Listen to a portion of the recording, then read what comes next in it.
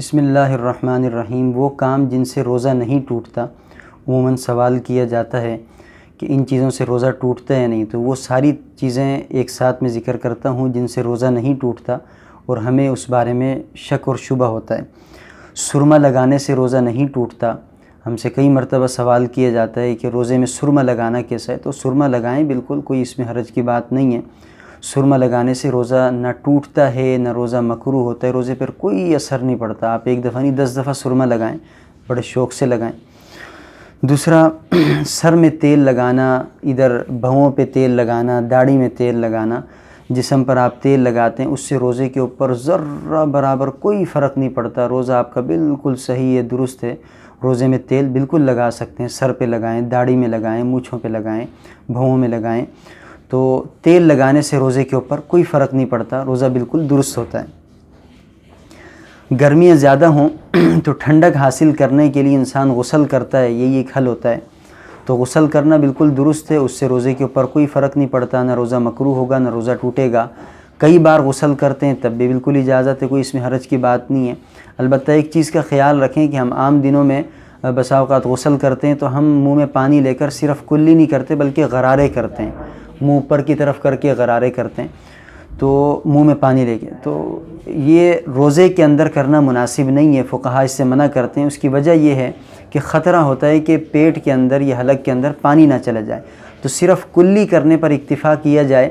ناک میں بھی پانی ڈالیں تو اچھے طریقے سے اندر تک پہنچانا، یہ جو عام دنوں کے اندر کہا جاتا ہے نا کہ نرم ہڈی تک ہم نے اندر پانی پہنچانا ہے، ناک میں پانی لینا ہے یا انگلی تر کر کے ہم نے اندر ڈالنا ہے، تو صرف پانی بس اس ضرورت کی حد تک ناک کے اندر ڈالیں یا انگلی تر کر کے اندر پھیر لیں تو وہ کافی ہے غسل کے اندر۔ غرارے کرنا روزے کے اندر مناسب نہیں ہے، روزہ ٹوٹنے کا خطرہ ہے۔ ناک کے اندر پانی اتنا زیادہ ڈالنا کہ وہ اوپر دماغ تک پہنچے تو وہ بھی مناسب نہیں ہے۔ البتہ صرف غسل کرنا درست ہے اور اس سے روزے کے اوپر کوئی فرق نہیں پڑتا۔ مسواک کرنا بہت اچھی بات ہے کہ ہم وضو کے اندر مسواک کریں، ہر نماز سے پہلے مسواک کریں، سنت عمل ہے۔ مسواک تازی ہو، پرانی ہو، جیسے ہو، جس طرح کی تر مسواک ہو، اس کو ہم بار بار کریں، دن میں 10 بار کریں، کڑوی ہو، ذائقے والی ہو، اس سے کوئی فرق نہیں پڑتا ہمارے روزے کے اوپر، ہمارا روزہ بالکل درست ہے۔ خوشبو لگانے سے، مرد ہیں خواتین ہیں جو بھی ہیں خوشبو لگاتے ہیں اگر روزے کی حالت کے اندر، تو خوشبو لگانے سے بھی روزے کے اوپر کوئی فرق نہیں پڑتا۔ خوشبو اچھی لگائیں، تیز لگائیں، ہلکی لگائیں، آپ کا روزہ بالکل درست ہے۔ اسی طریقے سے اگر انسان نے غلطی سے، جان بوجھ کر نہیں، اس کو یاد نہیں تھا، اس نے غلطی سے بھول کر کچھ کھا لیا پی لیا، تو اس سے بھی روزے کے اوپر کوئی فرق نہیں پڑتا۔ ہاں کسی نے بتا دیا یا اسی طریقے سے یاد آ گیا تو اب کسی بھی نوالے کو یا پانی کے گھونٹ کو اندر نہیں لے کر جائیں حلق میں، بلکہ اس کو فوراً باہر نکالیں۔ تو اگر بھول کر بے شک پیٹ بھر کے کھانا کھا لیا تو اس سے بھی روزہ نہیں ٹوٹے گا، روزہ مکروہ نہیں ہوتا، روزے کے اوپر کوئی فرق نہیں پڑتا۔ جان بوجھ کر کھانا یا کسی نے بتا دیا اور پھر بھی انسان کھا رہا ہے ڈھیٹ بن کے، منہ کے اندر ہے وہ تو اب اندر چلا جائے، تو اس سے پھر روزہ ٹوٹ جاتا ہے۔ اس لیے بھول کر کھانے سے روزے کے اوپر کوئی فرق نہیں پڑتا۔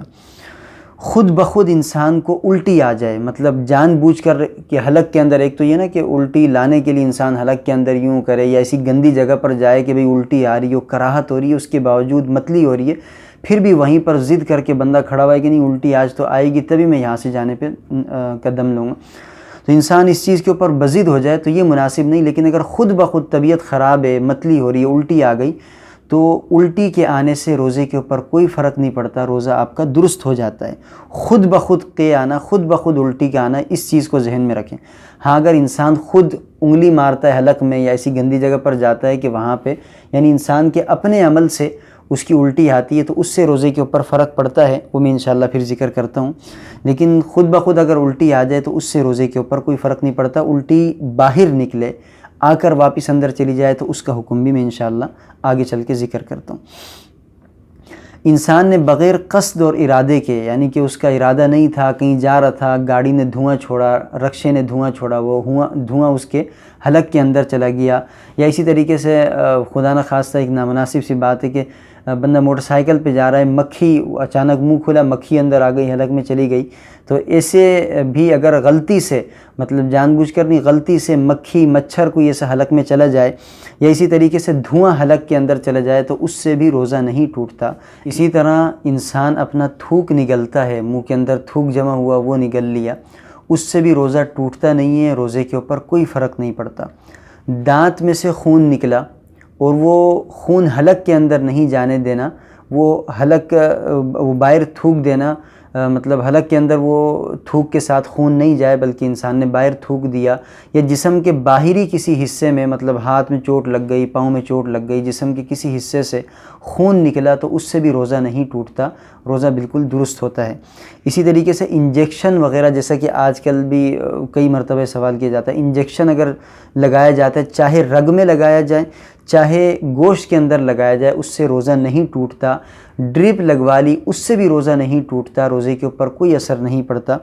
تو اگر منہ کے اندر وہ جس طرح میں نے پہلے عرض کیا کہ خون نکلتا ہے اور اس کو باہر بندہ تھوک دیتا ہے تو روزہ نہیں ٹوٹتا، لیکن اگر وہ خون اتنی زیادہ مقدار میں کہ وہ تھوک پر غالب آ جائے اور وہ اندر چلا جائے پیٹ میں، تو اس کا کیا حکم ہے انشاءاللہ وہ میں آگے ذکر کرتا ہوں۔